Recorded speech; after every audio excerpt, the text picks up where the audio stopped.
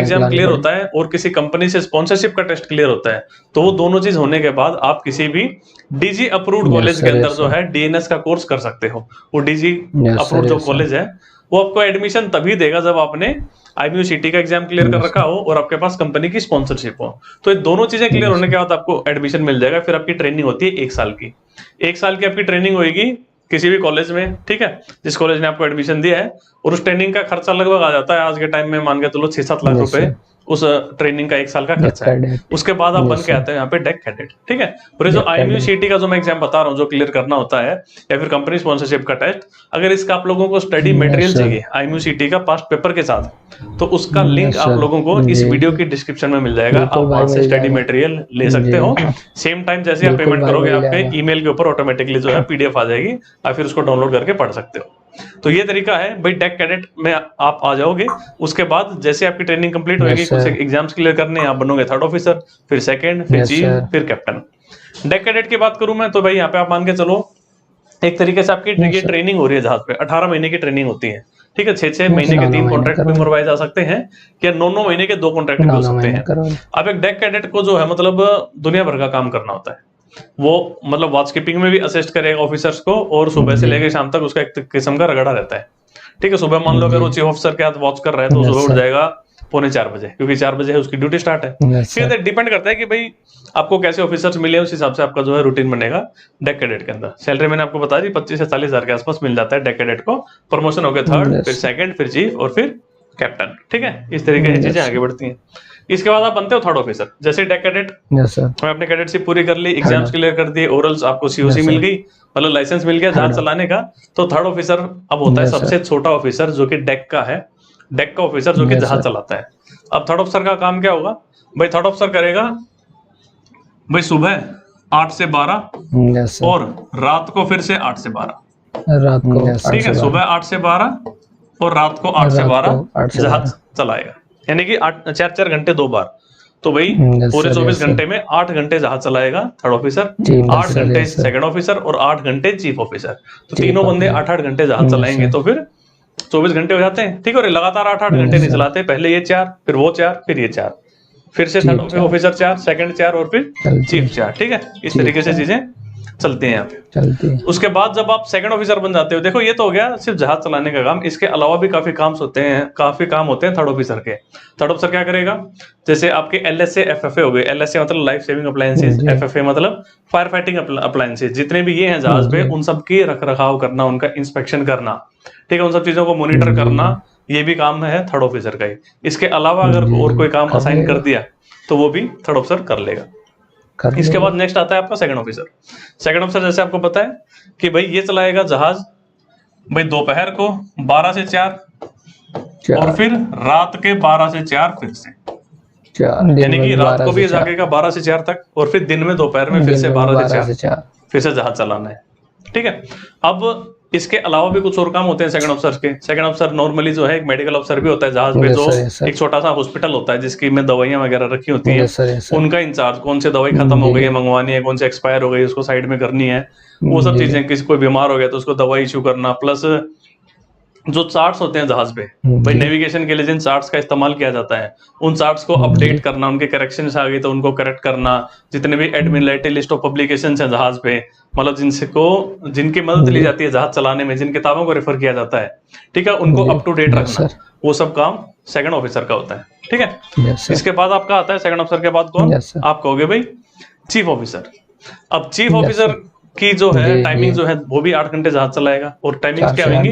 आप कहोगे भाई सुबह 4 से 8 और उसके बाद शाम को फिर से 4 से 8, ठीक है भाई। सुबह 4 से 8 बजे तक जहाज चलाएगा चीफ ऑफिसर, उसके बाद शाम को फिर से 4 से 8 बजे तक जहाज चलाता है चीफ ऑफिसर। और इसके अलावा जो है जहाज पे जितना भी मेंटेनेंस का काम करवाना, कार्गो लोड करना, मतलब करवाना उतरवाना, वो सारा काम, मतलब जितनी भी और भड़क है ना दुनिया भर की, मतलब एक किस्म से आप ये मान के चलो कि एक जहाज पे सबसे ज्यादा काम जो है, जो रिस्पॉन्सिबिलिटी, मतलब वैसे तो ऑफकोर्स कैप्टन की होती है, बट जैसे 2nd इन कमांड जो बंदा है ना, जो कि सबसे ज्यादा काम करवा रहा है, देख रहा है, मॉनिटर कर रहा है, रिपोर्टिंग सब कुछ, मैक्सिमम जो काम है ना चीफ ऑफिसर का है, क्योंकि कैप्टन खुद तो करेगा नहीं, कैप्टन वो बताएगा चीफ ऑफिसर को, फिर चीफ ऑफिसर का काम है बाकी सबसे उस काम को करवाना। ठीक है, तो चीफ ऑफिसर जैसे जो स्टाफ है ना पूरा नीचे, बोसन हो गया, able seaman, ordinary seaman, trainee OS, इन सब से काम करवाता है चीफ ऑफिसर। ठीक है, और प्लस जो कैडेट है, ये डेक कैडेट जो मैंने बताया था, ये भी डायरेक्ट जो है चीफ ऑफिसर के अंडर में आता है। चीफ ऑफिसर इसको जो इंस्ट्रक्शन देगा, जैसे इसकी ट्रेनिंग करवाएगा वैसा इसको करना होता है। ठीक है, उसके बाद नेक्स्ट इज आपका कैप्टन। कैप्टन का काम मेनली है सारा का सारा जो है शिप का सोल रिस्पॉन्सिबिलिटी कैप्टन की होती है। जब एक कंपनी बैठी है, ठीक है, उसका ऑफिस है कहीं धरती पे और जहाज पे है कैप्टन, आपस में ये दोनों कम्युनिकेट करते हैं। कंपनी कैप्टन को बताती है कि भाई हमें कौन सा कार्गो कहाँ से लोड करना है, कब कौन से देश के किस पोर्ट पे पहुंचना है, जहाज कहाँ ले जाना है, वो सारी चीजें। ठीक है, प्लस जहाज पे क्या काम हो रहा है, कौन सा कार्गो लोड कर लिया, मतलब एवरीथिंग जो भी काम है ना, सारा रिपोर्टिंग जो है फिर कैप्टन मेल के थ्रू जो है कंपनी में भेजता है। तो बेसिकली कैप्टन का काम है पूरे जहाज को सेफ रखना, मतलब एक किस्म से मान के चलो सबसे ज्यादा जिम्मेदारी का काम जो यहाँ पे कैप्टन का ही आ जाता है। इसी तरीके से जो है जिम्मेदारियां यहाँ पे आपकी यहाँ पे होती है इंजन डिपार्टमेंट के अंदर। ठीक है, इंजन डिपार्टमेंट में एंटर करने का तरीका क्या है, आपको 12th क्लास के बाद आप करोगे मेरीन इंजीनियरिंग, और इस तरीके से आप इस फील्ड के अंदर एंटर हो सकते हो। ठीक है, इसके बाद नेक्स्ट जो हमारे पास आता है यहाँ पे भाई ट्रेनी ओएस। ठीक है, ये जो लॉट है यहाँ पे नीचे भाई, ये वो लोग हैं जो ऑफिसर नहीं होते। अब ट्रेनी ओएस जब आप जहाज पे आओगे तो उसके लिए तरीका क्या है भाई, आप कोर्स करोगे कौन सा, जीपी रेटिंग का। ठीक है, जीपी रेटिंग का कोर्स करोगे, और जीपी रेटिंग का कोर्स भाई जरूरी नहीं है कि कोर्स करने के बाद आपको नौकरी मिल ही जाएगी। यहाँ पे आपको तसल्ली थी जब आप IMU CT क्लियर करके कंपनी स्पॉन्सरशिप लेके जब आप DNS का कोर्स करते हो तो तसल्ली थी कि आप भाई डेक कैडेट में आओगे ही आओगे, क्योंकि कंपनी ने आपको स्पॉन्सरशिप दे रखी है। लेकिन जीपी रेटिंग का कोर्स करने के बाद भी बहुत ज्यादा चांसेस रहते हैं कि आपको नौकरी नहीं मिलेगी। सिर्फ 2-4 ही कॉलेज ऐसे हैं अपने देश के अंदर जो कि बढ़िया हैं, और जहां से कोर्स करने के बाद अच्छे चांसेस होते हैं कि आप किसी बढ़िया कंपनी में प्लेस हो जाओगे और आप एक मर्चेंट नेवी में अपना करियर स्टार्ट कर सकते हो। कॉलेजेस का नाम बताऊं तो मैं सबसे फेमस आप कहोगे, एक तो है TS रहमान, ठीक है, मुंबई में, दूसरा आपका नुसी गोवा में, और तीसरा आपका द ग्रेट ईस्टर्न महाराष्ट्र में ये है। तो ये तीनों कॉलेजेस ऐसे हैं जहां से अगर आप जीपी रेटिंग का कोर्स करते हो तो बहुत ब्राइट चांसेस होंगे कि आपको किसी न किसी बढ़िया जहाज पे नौकरी मिल जाएगी। इसके अलावा और भी मतलब लगभग 40-42 कॉलेज और हैं अपने देश के अंदर जो कि जीपी रेटिंग का कोर्स कराते हैं, लेकिन वहां से जीपी रेटिंग का कोर्स करके नौकरी मिल पाना मतलब बहुत बहुत बहुत मुश्किल काम है। सो जैसे आपका TS रहमान हो गया, नुसी हो गया, ये क्या करते हैं, ये कॉलेजेस आपका एग्जाम लेते हैं, पहले एंट्रेंस टेस्ट लेते हैं। तो वो एंट्रेंस टेस्ट की भी अगर आपको स्टडी मटेरियल चाहिए तो इसी वीडियो की डिस्क्रिप्शन में आप लोगों को लिंक मिल जाएगा, वहां से आप TS रहमान का, नुसी का, मतलब या फिर किसी भी और अगर कोई बढ़िया आपका जीपी रेटिंग का कॉलेज है तो उसके एंट्रेंस एग्जाम में जो क्वेश्चंस पूछे जाते हैं, जो पेपर आते हैं, जो स्टडी मटेरियल वगैरह है, आपको इस PDF के अंदर प्रोवाइड हो जाएगा।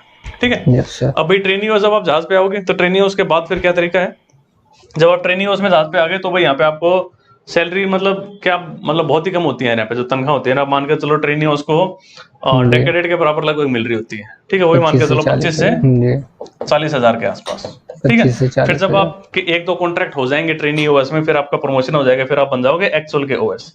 ठीक है, जब आप एक्चुअल में ओएस बन जाओगे तो आपके यहाँ पे सैलरी चली जाएगी लगभग मान लो 80 हजार के आसपास। ठीक है, मैं रफ बता रहा हूँ यार, कोई ऐसा फिक्स नहीं है, 80 हो सकता है, कोई 70 दे दे, कोई 1 दे दे, कोई 1-10 भी दे दे। तो दैट डिपेंड्स कि आप कब ओएस बने थे, आपका कितना टाइम हो गया ओएस बने हुए, कितना मतलब आपने एक्सपीरियंस गेन कर लिया है, कितने आपके कॉन्ट्रैक्ट हो चुके हैं, वो सब चीजें। ठीक है, ऐसे फिर आप जब AB बन जाओगे, AB में भी आपके जो है एबल सीमैन में भी आपकी सैलरी जो है 1 लाख प्लस ही रहेगी हमेशा। ठीक है, और ऐसे जब आप बोसन बनते हो तो बोसन में भी आपको 1.25 लाख के प्लस मिल जाएगी सैलरी। लेकिन ट्रेनी ओएस से बोसन बनने में मतलब आपकी दाढ़ी सफेद हो जाएगी, मतलब बहुत सारे एक्सपीरियंसेस, बहुत सारे कॉन्ट्रैक्ट्स लगाने पड़ते हैं, तब जाके आप एक बोसन बन पाते हो। और बोसन जो है आप मान के चलो, ये जो क्रू होते हैं पूरे के पूरे, ठीक है, ये लो यहाँ पे आ जाओ, ये जो बोसन है, ये जो सारा का सारा क्रू है भाई, इनसे काम करवाना है। फिर मान के चलो इन क्रू का हेड है बोसन, खुद भी काम करेगा। अब देखो जैसे मैं AB कह रहा हूँ तो इसका मतलब ये नहीं कि जहाज पे एक ही AB होगा, हो सकता है जहाज पे 2 AB हो सकता है जहाज पे 3 AB हो। OS की बात करूँ तो हो सकता है जहाज पे 2 OS हो। ठीक है, ट्रेनिंग OS की बात करूँ तो हो सकता है 1 हो या 2, कितने भी हो सकते हैं, है ना। एक एडिशनल पोस्ट भी हो सकती है जहाज पे हेल्पर की। ठीक है, तो मतलब डिपेंड करता है। और इसी तरीके से आपके जो यहाँ पे हैं ये फिटर, ऑयलर, वाइपर, हेल्पर, ये भी वही बंदे हैं जो कि जीपी रेटिंग का कोर्स करके आते हैं। यानी जब आप जीपी रेटिंग का कोर्स करते हो तो या तो आप बन के आओगे एज ए ट्रेनी ओएस, या फिर आप बन के आओगे एज ए हेल्पर, फिर आप वहां पे इंजन साइड में रहोगे, वाइपर, ऑयलर, फिटर, ये सब इंजन डिपार्टमेंट में है। और ये आपके डेक डिपार्टमेंट के अंदर, मतलब डेक और इंजन की मैं बात करूं तो यहाँ पे चल क्या रहा है, जैसे आपका जहाज होता है ना, इस तरीके से ये जहाज रहता है, ठीक है भाई। ये जो आपका एकोमोडेशन हो गया जिसमें लोग रहते हैं, एक किस्म की बिल्डिंग है, 3-4 मंजिल की बिल्डिंग होती है, इसमें लोग रहते हैं। ये नीचे, इसके ठीक नीचे यहाँ पे होता है आपका इंजन डिपार्टमेंट, ठीक है। तो और ये जो भी हिस्सा जो कि हवा से टच हो रहा है, जो कि ऊपर है, ये आपका सारा कहलाएगा डेक। अब बहुत सारे तरीके के डेक होते हैं, ये फोरकास्टल डेक है, ये आपका मेन डेक है, ये आपका पूप डेक है ना, बहुत तरीके के डेक होते हैं। तो कोई भी ऐसी चीज, कोई भी ऐसा सरफेस जहाज का जो कि ओपन में है, जिसके डायरेक्ट हवा लग रही है, आप उसको कहोगे डेक। तो जिसके सीधी हवा नहीं लगती, जो आप नीचे